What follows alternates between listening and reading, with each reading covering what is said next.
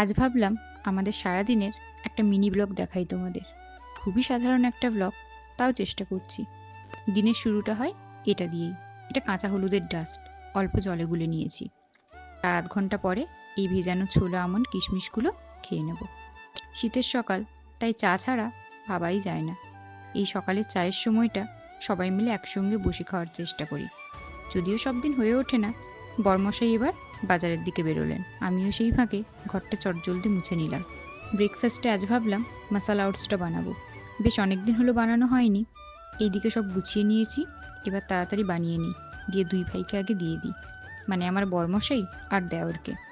সবার ব্রেকফাস্ট মোটামুটি কমপ্লিট। আমি স্নান পুজো সেরে আস্তে আস্তে মা রান্নার সব জোগাড়ও করে নিয়েছেন। শীতের বেলা, তাই যত তাড়াতাড়িভাবে করব সে আর হয়ে ওঠে না।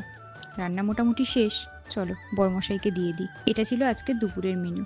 তারপর রান্নাঘর গুছিয়ে একটু রেস্ট নিয়ে আমি আর মা চলে এসেছি গাছগুলোতে জল দিতে।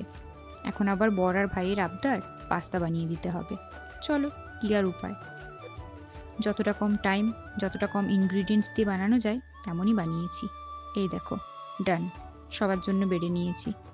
পাস্তা শেষ হলে শুরু হলো চায়ের পর্ব। সন্ধেবেলা রোজের অভ্যেস, এখন শুধু আমি আর মা খাবো।